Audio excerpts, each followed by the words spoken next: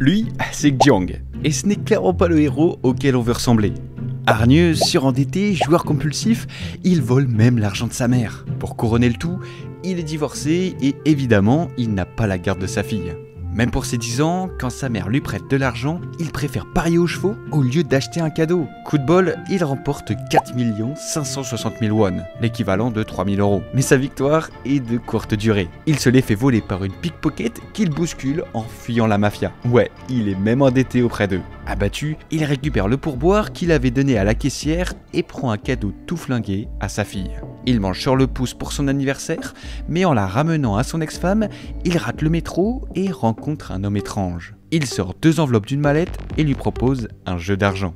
À chaque fois que l'un d'eux arrive à retourner l'enveloppe au sol, il gagne 100 000 won, soit 68 €. Mais Ji-hoon n'y arrive pas. À chaque partie, il perd et comme il n'a pas d'argent, il se prend une gifle en guise de paiement. Après plusieurs tentatives, il gagne enfin une partie et les 100 000 won.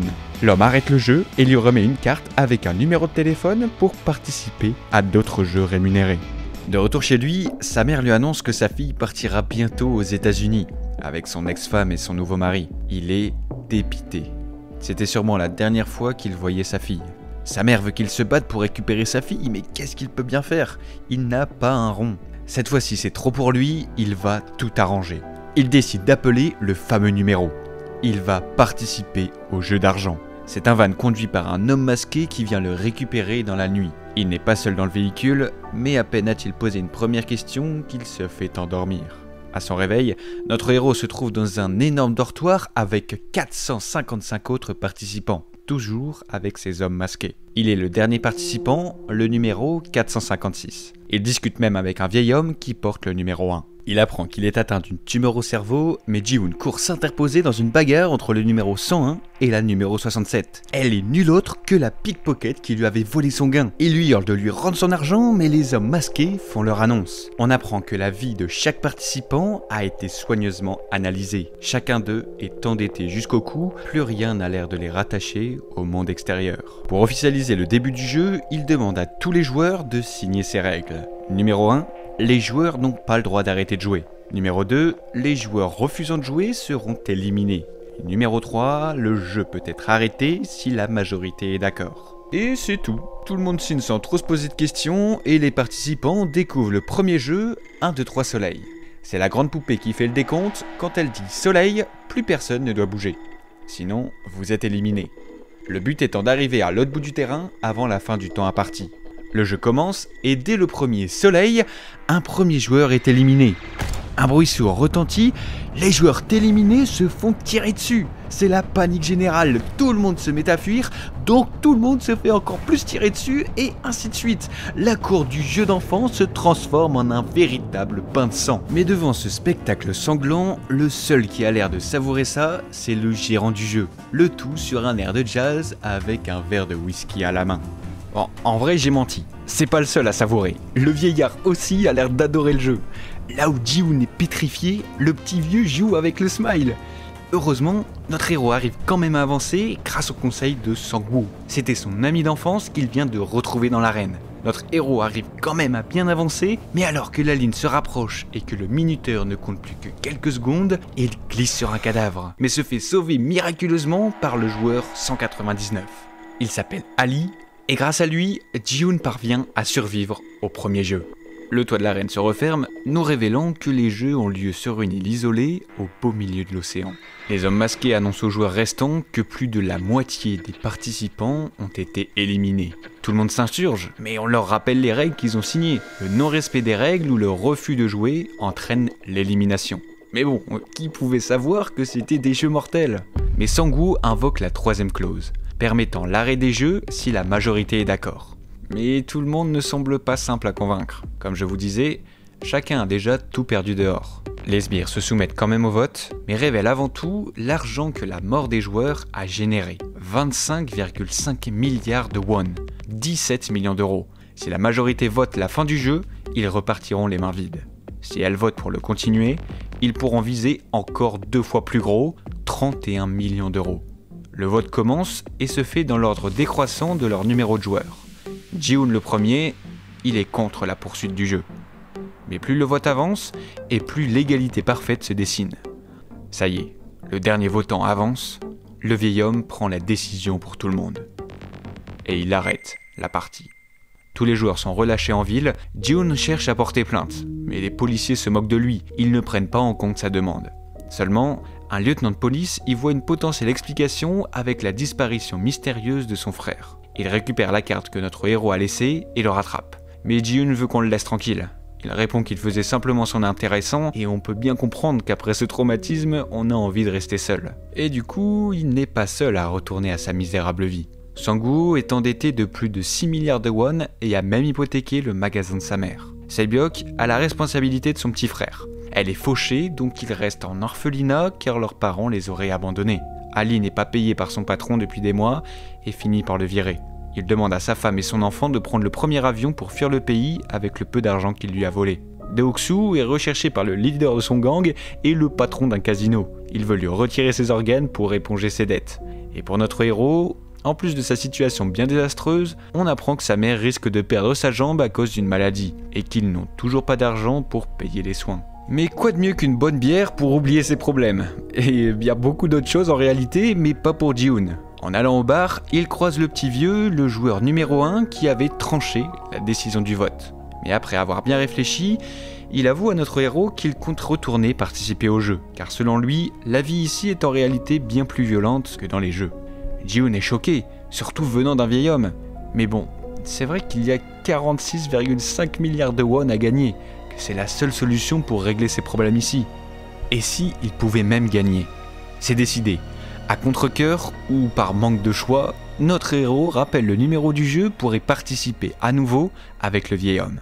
Mais aussi Sang-woo, Sae-byok, Ali et Deok-soo. Cette fois-ci, ils sont prêts et déterminés à aller jusqu'au bout. Mais sans que personne ne soit au courant, le lieutenant police a pris le van en filature cette fois. Arrivé au port d'embarquement, le lieutenant s'infiltre au sein de l'organisation en tuant un des gardes. Il jette son corps par-dessus bord et enfile son costume rouge à l'iconique masque au symbole géométrique. Il est maintenant comme n'importe quel autre sbire et reçoit lui aussi l'ordre de rejoindre sa cabine pour se préparer au jeu.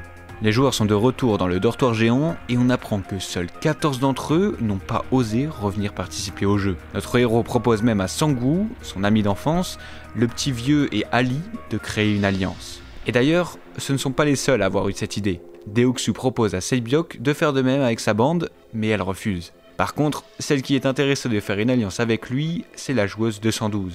Bon, le truc c'est qu'elle a l'air un peu cinglée. Pour l'instant, Deok-soo et sa bande se moquent d'elle. Mais durant la nuit, Sae-byok et elle se rendent aux toilettes, chacune avec un but bien précis. La joueuse 212 s'allume une clope qu'elle avait cachée dans... Bon, ça y est, vous avez compris. Quant à Sae-byok, elle cherche des infos sur la prochaine épreuve en explorant les canalisations. En se faufilant à l'intérieur, elle découvre que des employés préparent une pâte sucrée dans des marmites. Le lendemain, elle partage cette information avec la joueuse 212. Sang-woo surprend leur conversation et demande plus d'infos. Il arrive à déterminer le prochain jeu mortel, mais il décide de n'en faire profiter à personne d'autre. Le deuxième jeu commence alors, il se trouve à présent dans une reconstitution d'une cour de récréation pour enfants avec des jeux énormes. Ji-hoon essaie de comprendre ce qui vont les attendre, mais d'un coup, les sbires leur ordonnent de se mettre en file derrière une des formes au fond de la cour. Un cercle, un triangle, une étoile ou un parapluie. Sans plus d'explications que ça. Par pur instinct, chacun choisit la forme qui lui parle le plus. Ali pour le cercle, Sang-woo le triangle, l'étoile pour le vieil homme et le parapluie pour Ji-hoon. Puis on comprend enfin à quoi servent les formes. Chaque joueur reçoit une boîte en métal qui renferme une pâte sucrée avec leurs formes respectives en son centre. C'est un jeu de précision. L'objectif est de détourer la forme dans la pâte sucrée à l'aide d'une aiguille sans qu'elle se brise, avec toujours un enjeu mortel. C'est de la torture. Tout le monde se concentre, tremble, sue et un premier joueur se fait éliminer. Comme pour le premier jeu, de multiples personnes seront tuées à la chaîne, mais d'autres stratégies seront aussi utilisées. Chauffer l'aiguille avec un briquet, faire fondre la pâte sucrée, les plus malins s'en sortent indemnes. Dont Sae-byok, Ali, Sang-woo, la joueuse 212, Deok-soo, le petit vieux et Ji-hoon. Sa strat était vraiment dégueu, mais qu'est-ce qu'on aurait fait à sa place? Sur tous les joueurs qui concouraient, un peu moins de la moitié ont de nouveau été éliminés, faisant s'envoler la cagnotte à 34,8 milliards de won. j'ai parlé un peu trop vite. 34,9 milliards de won. Il y a quelqu'un qui est venu dire à Deok-Su que ce n'était pas bien de voler le déjeuner des autres, mais vu qu'il a quelques problèmes de self-control, il l'a buté.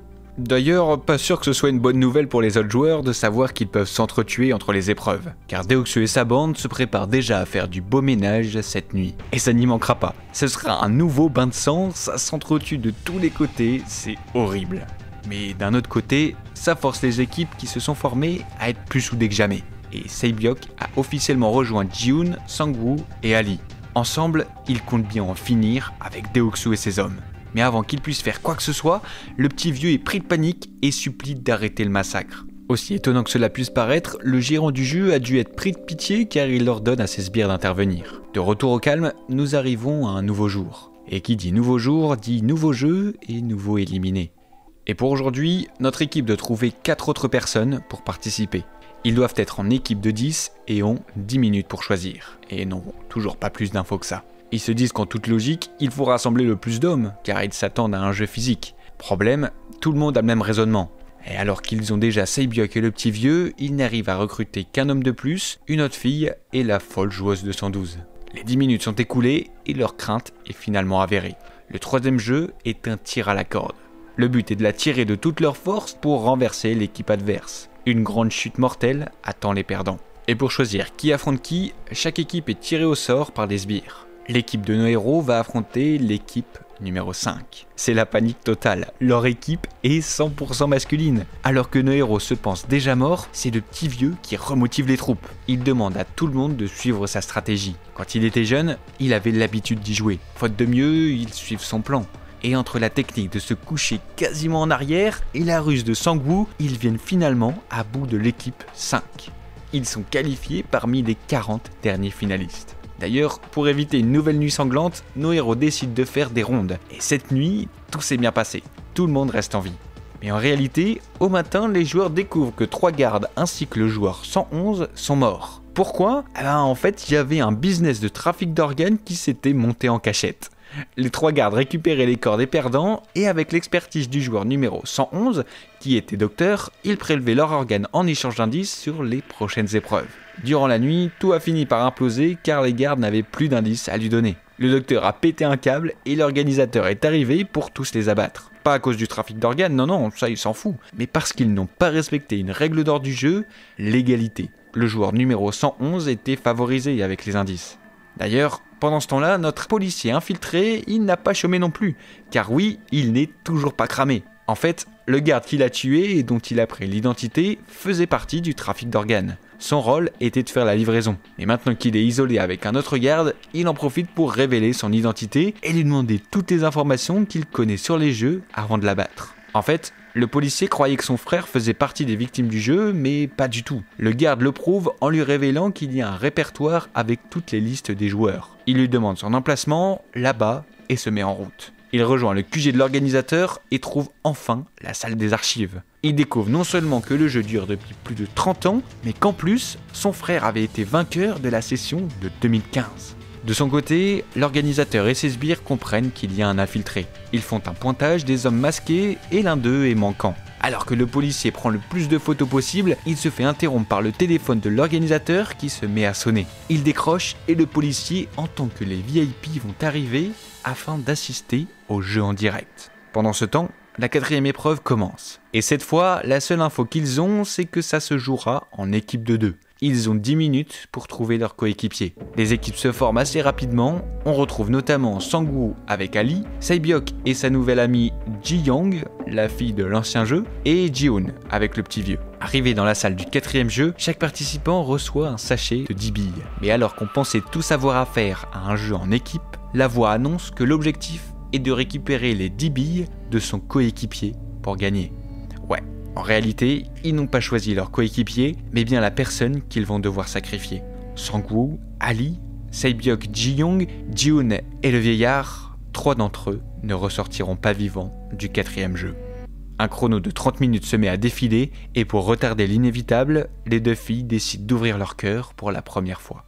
Ji-hoon pose beaucoup de questions à Sae-byeok et elle avoue enfin la vérité sur leur fuite du nord pour le sud. Son père a été abattu en traversant le fleuve et sa mère s'est fait prendre par un garde en Chine. Avec l'argent du jeu, elle compte acheter une maison pour son frère et rapatrier sa mère.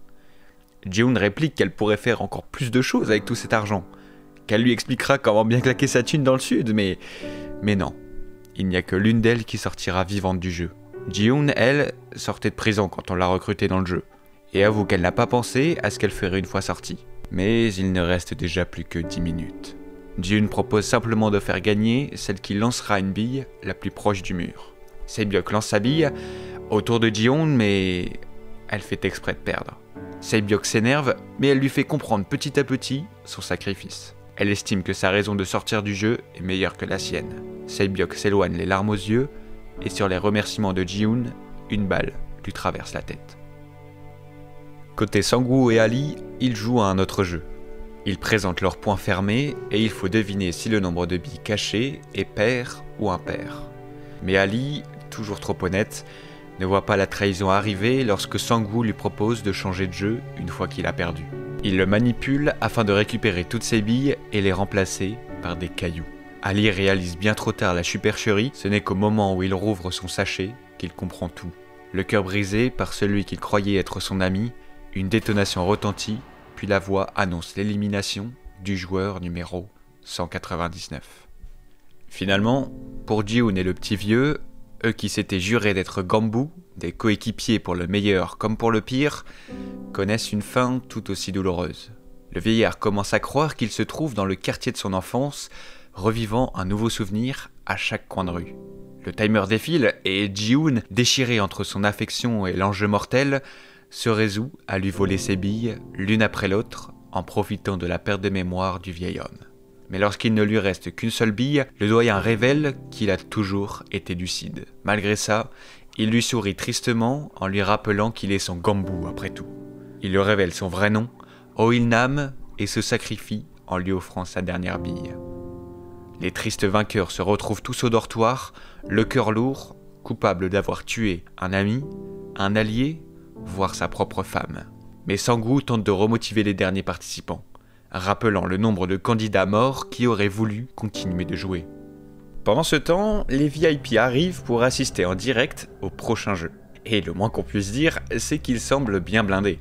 On comprend vite d'où viennent les fonds à gagner. Mais juste avant, je dois vous parler de cette étrange scène que j'ai remarquée en revisionnant la série. Il y a ce mec qui a aussi un masque comme les VIP. Mais l'organisateur vient lui dire qu'ils sont arrivés, donc le gars se barre en enlevant son masque. Et regardez ses mains, on dirait un peu celles du vieillard, non ? D'ailleurs, quand l'organisateur vient accueillir les VIP, il s'étonne que l'hôte ne soit pas là. Donc ça doit être lui l'hôte. Et l'organisateur répond qu'une affaire personnelle urgente le retient. Ils sont tous étonnés de son absence, mais acceptent quand même d'assister au dernier jeu. Et justement, ils sont pile à temps pour le 5e. Les joueurs doivent traverser un pont constitué de paires de plaques de verre, l'une est en verre trempé, capable de supporter 2 personnes, l'autre en verre classique, cédant sous le moindre poids. Leur objectif est simple, atteindre la plateforme finale en vie. Les VIP sont servis. Beaucoup de candidats meurent très vite, mais l'un des VIP est bien plus attiré par un serviteur que par les jeux. Il décide alors d'aller dans une chambre avec ce dernier pour lui faire ses avances. Au moment où le serviteur enlève son masque, on se rend compte que c'est le policier. Encore une fois, il avait tué un garde pour prendre son apparence. Le jeune homme en profite pour braquer le VIP et le filmer en train d'avouer tout ce qu'il sait sur les jeux. Pendant ce temps, c'est au tour de Deok-su, mais il décide d'arrêter d'avancer. Si les candidats ne finissent pas dans le temps imparti, alors tout le monde mourra. Et ça, notre gangster l'a bien compris. Mais vous vous rappelez de la fille des toilettes ? La joueuse 212, elle a été trahie par Deok-su à plusieurs reprises. Il devait être allié tout le long des jeux après la nuit sanglante. Mais à chaque fois, il l'a ignoré. Elle l'avait pourtant prévenu que s'il la trahissait, elle le tuerait. Et on peut dire qu'elle n'a qu'une parole. Elle serre Deok-su fort dans ses bras et se jette sur l'une des plateformes. C'est une fin presque poétique pour ces deux-là. Les VIP sont satisfaits de ce retournement de situation, mais ils ont quand même trouvé une nouvelle raison de se plaindre. Le joueur 17, qui travaillait dans une verrerie, sait différencier le verre trempé du verre classique. C'est sûr que c'est moins fun à regarder en un sens. Pour la dernière plaque de verre, l'organisateur décide alors d'éteindre les lumières pour faire tomber son plan à l'eau. Et ça marche. Le pire, c'est qu'il ne reste plus que 23 secondes au compteur. Sang-woo perd patience et pousse le joueur 17. Ça y est, ils connaissent le chemin complet. Le minuteur est écoulé et toutes les plaques de verre se mettent à exploser. Blessant nos finalistes, Ji-hoon, Se-byok et Sang-woo. De l'autre côté, la course-poursuite entre l'organisateur et le policier continue. Après s'être enfui à la nage par les souterrains, le policier met les pieds sur une île pour essayer de contacter ses collègues. Bon, manque de bol, il a beaucoup de mal à capter du réseau. Et le pire, c'est qu'il se fait repérer. Le policier braque l'organisateur avant de lui demander son identité. Il enlève son masque et il se rend compte que le tortionnaire responsable de la mort de centaines de personnes n'est nul autre que son frère. Il lui propose de le rejoindre, mais le policier refuse, obligeant l'organisateur à tirer sur son propre frère. Dans le dortoir, une dispute éclate entre Ji-hoon et Sang-woo. Il lui reproche d'avoir tué le joueur 17 alors qu'il aurait pu survivre, qu'il est mort pour eux. Mais Sang-woo réplique que s'il est encore en vie, c'est simplement grâce à lui-même. Ah là là, c'est tellement dur de les départager, on comprend leurs deux visions en soi. Dites-moi en commentaire si vous êtes plus d'accord avec Ji-hoon ou Sang-woo. Quoi qu'il en soit, les 3 finalistes sont invités à se faire tout propre et à profiter d'un magnifique festin avant la dernière épreuve. Le truc, c'est que Se-byok est grièvement blessée au ventre après l'explosion du verre. Même si elle essaye de le cacher, les 2 autres l'ont très bien compris. Une fois le repas fini, les gardes débarrassent la table mais prennent le soin de leur laisser un couteau pointu chacun. Et Ji-hoon part voir Se-byok pour lui proposer une alliance. Il est conscient que son ami d'enfance est prêt à tout pour gagner. Mais elle refuse. Elle se sait condamnée et supplie Ji-hoon de lui promettre plutôt de s'occuper de son petit frère une fois qu'il aura gagné. Mais notre héros ne peut pas accepter. D'ailleurs, il remarque que Sang-woo s'est endormi. Il avance doucement pour aller le tuer, mais c'est Se-byok qui l'en dissuade. Elle lui dit qu'il n'est pas comme lui. Il revient sur ses pas et se rend compte de la blessure de Se-byok. Ils font tambouriner les portes pour crier à l'aide. D'un coup, les portes s'ouvrent, il est soulagé. Mais ils sont avec un cercueil. Il se retourne, Sang-woo est debout à côté d'elle, son couteau ensanglanté à la main. Entre haine et tristesse, Ji-hoon est prêt à en finir avec Sang-woo, mais les sbires les arrêtent. C'est dans le 6e et dernier jeu que le combat final aura lieu. Et vous connaissez très bien son nom, c'est le Squid Game. Dans ce jeu, on trouve un attaquant et un défenseur. Et les règles sont plutôt simples. L'attaquant doit rentrer à l'intérieur du dessin du calamar en passant la défense, puis taper la tête du calamar avec son pied pour gagner. Le défenseur, lui, doit simplement repousser l'attaquant en dehors du calamar. Mais dans cette version, celui qui gagnera sera le dernier en vie. Ji-hoon est prêt à en finir. Le joueur 17, puis Se-byok, c'en est trop pour lui. En jetant du sable au visage de Sang-woo, il rentre facilement dans le calamar. Maintenant, plus rien ne l'arrête. Avec leur couteau, ils se rendent coup pour coup. Ils se désarment tour à tour, continuent au point. C'est un combat horrible à regarder. Chacun s'affronte avec une part de haine et de retenue. Ceux qui étaient amis d'enfance se livrent un combat à mort sous les yeux insatiables des VIP. Après une lutte interminable, Sang-woo remet la main sur un couteau et lui plante 2 coups dans le ventre et dans la jambe. Il tente de l'achever, mais Ji-hoon arrête la lame avec sa main et mord le pied de Sang-woo pour se libérer. Il renverse la tendance et le martèle de coups de poing. Il hurle que c'est lui qui les a tous tués. Et d'un ultime cri de souffrance, il plante le couteau juste à côté de Sang-woo. Ça y est. Ji-hoon s'apprête à taper la tête du calamar avec son pied, mais il décide de faire appel à la 3e clause du contrat. Si la majorité est d'accord, le jeu peut être arrêté. Il demande alors à son meilleur ami de voter avec lui. Et Sang-woo répond que, quand ils étaient petits, ils jouaient pour s'amuser. Puis leur mère les appelait pour le dîner. Mais maintenant, ils sont seuls. Justement, Ji-hoon lui propose de rentrer à la maison, mais Sang-woo s'excuse et se plante le couteau dans le cou. Maman sera sa dernière parole.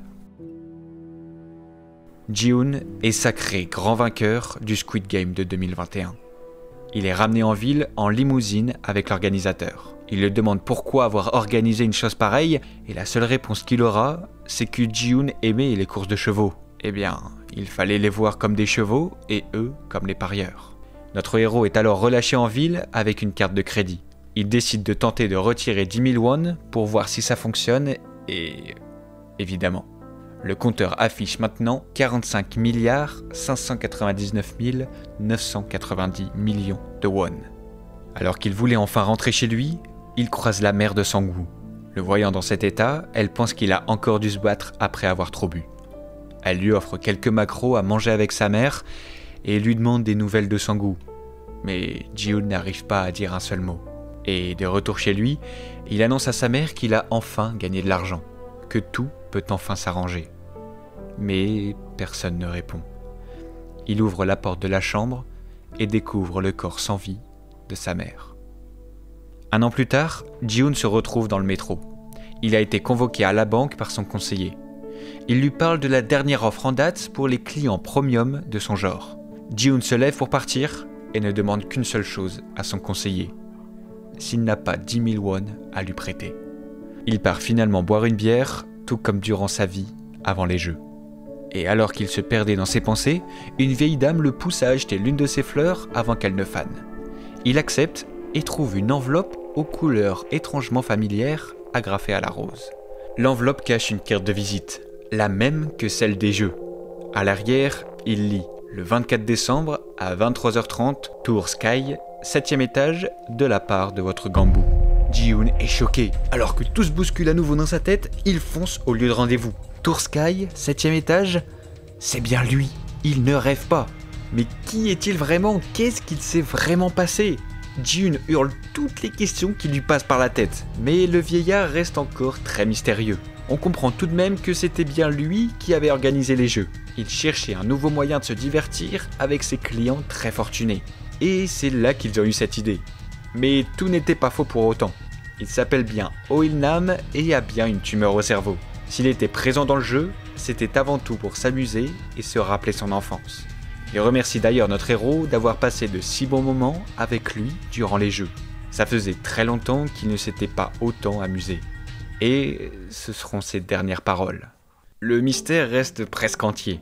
Il y a encore les questions sur son affaire personnelle quand les VIP sont arrivés, là, vous vous rappelez? On revoit justement la même scène juste après d'ailleurs, quand l'organisateur vient lui rendre visite.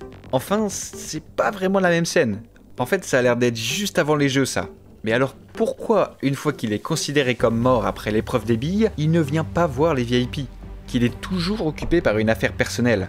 Il y a encore tellement de questions sans réponse pour la saison 2. D'ailleurs, la saison 2, elle se prépare on ne peut plus avec Ji-hoon qui prend un nouveau départ. Il se fait une teinture rouge et honore avant tout toutes ses promesses. Il retrouve le frère de Sae-byok pour le sortir de l'orphelinat. Il le confie à la mère de Sang-woo pour s'occuper de lui en leur remettant aussi la moitié de l'argent qu'il a gagné. La part qu'il se sent redevable à Sang-woo. Maintenant, Ji-hoon peut se mettre en route pour les États-Unis afin de retrouver sa fille. Mais en sortant du métro, il croise le recruteur de l'autre côté de sa rame. C'est pas possible, il sera jamais en paix avec lui-même. Après le vieillard qui n'était pas vraiment mort, là c'est le recruteur qui fait son retour. Ji-hoon ne les laissera pas faire si facilement. Il récupère la carte qu'il a laissée et appelle le numéro de téléphone. La voix lui conseille de prendre son avion pour les États-Unis, mais Ji-hoon revient sur ses pas. Décidé une bonne fois pour toutes à découvrir l'envers du décor.